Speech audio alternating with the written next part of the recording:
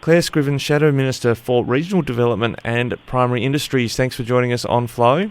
My pleasure. Thanks for having me. Now, you've put out a call today about the fruit fly situation, the latest outbreak in Port Augusta. What are your concerns about the government's handling of this? Well, what we're seeing is more and more outbreaks of fruit fly across South Australia. And this one, it's many hundreds of kilometres away from either the Riverland outbreaks or the Adelaide metropolitan outbreaks. So the question's really got to be asked of why is this continuing to get out of control? Because it's placing at risk our $1.3 billion horticulture industry and also just adding to confusion and difficulties for people growing fruit and vegetables in their own gardens. If they're in the outbreak areas, they can't use that fruit and vegetable. If they're near the outbreak areas, they can't move it around out of that area. So there's both of those issues which are affecting South Australians, and the government really just seems to be out of its depth.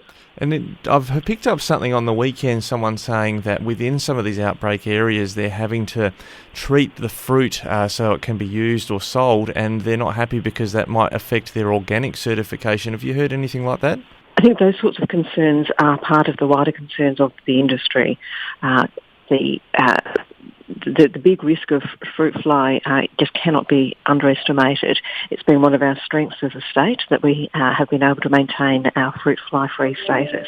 And we just don't have any answers from the government as to why these are continuing to occur and they're not getting them under control. Is it that they're not doing the educational programs that they need to be for the community?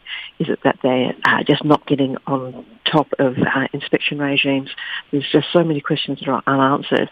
And in the meantime, we're seeing more outbreaks in Port Augusta, another one in metropolitan Adelaide recently, and it's just a huge concern for the industry and also for backyard growers.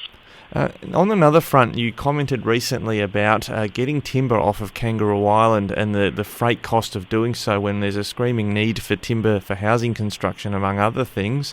What was the actual scheme or the assistance you were calling for on that front? Well, we know that there's a huge lack of timber for both housing construction and other purposes.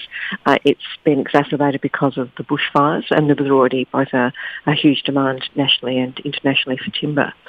So we were calling on the government to get involved with a scheme that the federal government had for bushfire recovery, which would have enabled a freight subsidy for the timber to come off Kangaroo Island. Now, we're told that there's enough timber on Kangaroo Island to build 10,000 houses.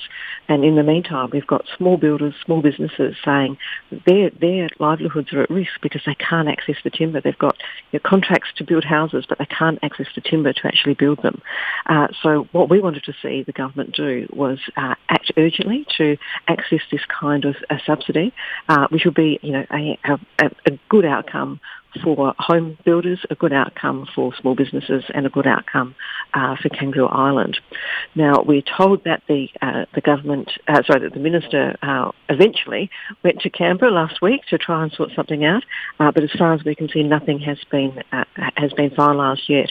And in the meantime, these small businesses are just continuing to face this big problem. Yeah, that's right. You put out your press release about that and got some attention about this call, and then suddenly the government did say to us, at least in response to that media release, that they were going to raise it in a meeting, I think last Thursday, when Minister Basham met with Assistant Minister Dunniam. So it does seem you've managed to draw out the government to actually get on with this, but you say they've really taken too long already, and now we've got this shortage in the timber industry.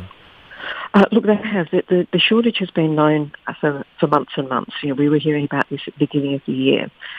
There's this potential solution with all of the timber sitting on Kangaroo Island, and yet the government has taken this long and media attention before it seems that they'll actually act to do anything.